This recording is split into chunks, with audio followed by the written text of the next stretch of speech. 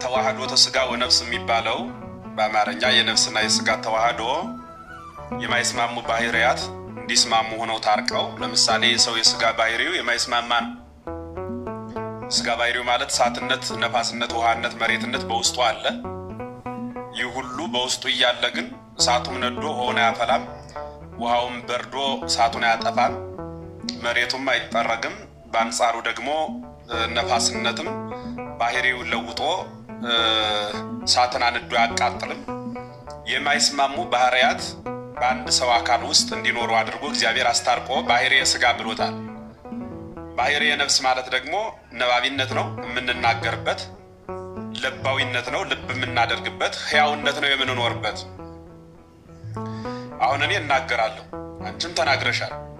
የተናገርነው መናገር በምንህ ተናገርህ ቢባል አንድ ሰው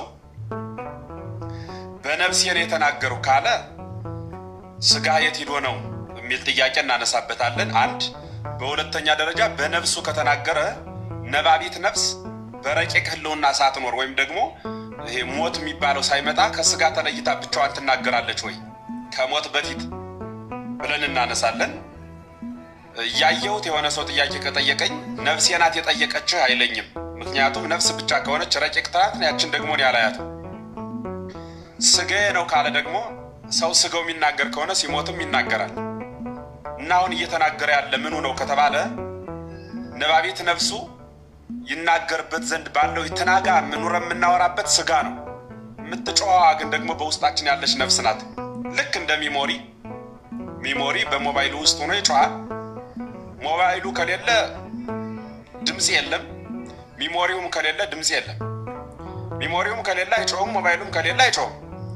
ልክ እንደዚሁ ሁሉ ሰው የሚባለው የተዋህዶ ውጤት ነው። ሚሞሪና ሞባይሉ አይዋሃድም፣ የየራሱ ቅውም አካል ነው የሚኖረው።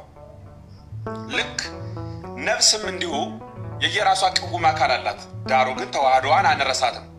ተዋህደች ስንላት ግን ነፍስና ስጋ ሲዋሃዱ የየራሳቸው የሆነ ፈቃዳት አላቸው አንልም። አንድ ሰው ነው ያለው። ዳሩ ግን ፈቃዳት ማለት ምን ማለት ነው የሚለውን ስናጠና ደግሞ የነፍስ የግል ፈቃድ ኑሮት እናገኘዋለን።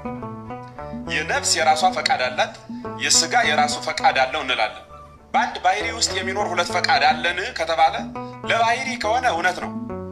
ለባህሪ ከሆነ ሁለት ባህሪ ነው ያለው ሰው። የነፍስ ባህሪ ያለው፣ የስጋ ባህሪ ያለው።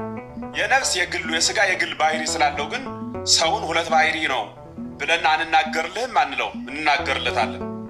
ታዲያ የነፍስ ባህሪ ኑሯት የስጋን ባህሪ ኑሮት ሁለት ባህሪ ያለው ግን ሁለት አካል ነው አንለውም። አካሉ አንድ ነው። በአንድ አካል ውስጥ የሚኖር ሁለት ባህሪ ማለት ነው። በአንድ አካል ውስጥ የሚኖር ሁለት ባህሪ ያለው ሰው የነፍስ ባህሪ፣ የስጋ ባህሪ። የነፍስ ባህሪና የስጋ ባህሪ ተዋህደው በተዋህዶ የተገለጸው እሱ ሰው ይባላል። ይህ ሰው ከሆነ ለነፍስህን ነፍስና ስጋ በመካከል መስተጻረር እንዴት ሆኑ ከተባለ እግዚአብሔርን የሚያህል ጌታ ገነትን የሚያህል ቦታ አጠን ከመጣን በኋላ ሰባቱ መስተጻረራን የሚባሉት የነፍስ ከስጋ፣ የህዝብ ከአሕዛብ፣ የመላእክትና የሰው እኒህ ጥል ነበሩ። እኒህ ጥሎች በክርስቶስ እርቅ ተፈጸመልን። ዳሩ ግን ሩጫችን እስካልጨረስን ድረስ ስጋም የራሱን ፈቃድ ይፈጽም ዘንድ ይሻል፣ ነፍስም የራሷን ፈቃድ ትፈጽም ዘንድ ትፈልጋለች። የነፍስ ፈቃዷ ስጋን ከእኩይ ወይም ህሙም ከሆነ ነው የመጥፎ ከሆነ ግብር ጠብቆ በዚያ ግብር ውስጥ እንዲተዳደር ማድረግ ነው። የማን ፈቃድ?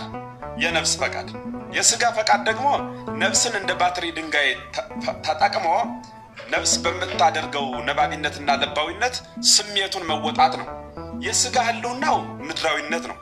ሐሳቡም እንደዚያ ነው። ለምን ከተባለ ባህሪ የእንስሳ ገንዘቡ ስለሆነ።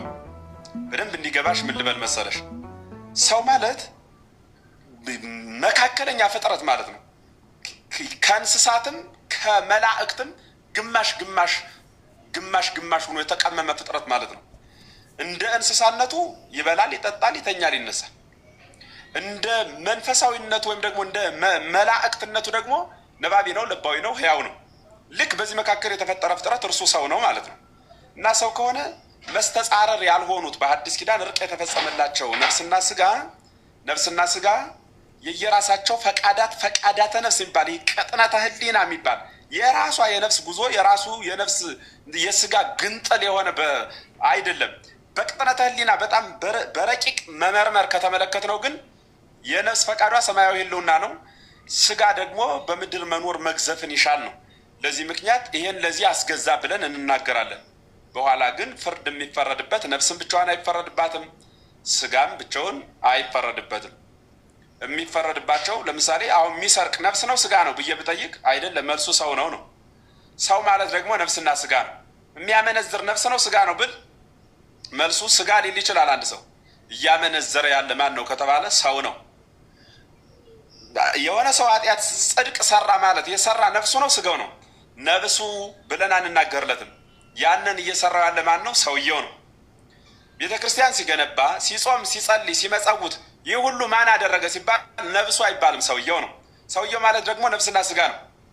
ነፍስና ስጋ ነው። ነፍስና ስጋ ነው ሰውየው የሚባለው።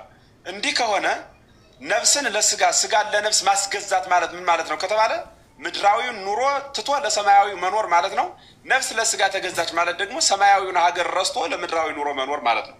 ባጭሩ ሲጠቃለል ነፍስን ረስቶ ለስጋ መኖር እግዚአብሔርን ረስቶ ስለ ምድር ማሰብ ማለት ነው። እግዚአብሔርን ረስቶ መሬት ላይ መኖር መሬትን ማሰብ ብቻ ማለት ነው። ደግሞ እንደገና ደግሞ ሰማያዊውን ሀገር ይሄ ለነፍስ ደግሞ በነፍስ ገንዘብ ተብሎ የሚነገርለት ደግሞ ሰማያዊውን ሀገር ብቻ በማሰብ ምድርን ረሳት ሲባል ደግሞ ስጋውን ለነፍሱ ያስገዛ ይባላል። ስለዚህ ሁለት ሀገር ሰው ስላለው አንዱ ምድር ያረመው የሚባለው መቆየው፣ ሁለተኛው ሰማይ ስለሆነ አንዱን በአንዱ ማኖር ማለት ነው። ግልጽ ነው ሀሳቢ።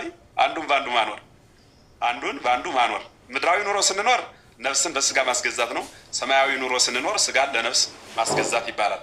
ያ ግን ማን ነው ሲባል ስሙ ሰው ይባላል ማለት ነው። ግሩም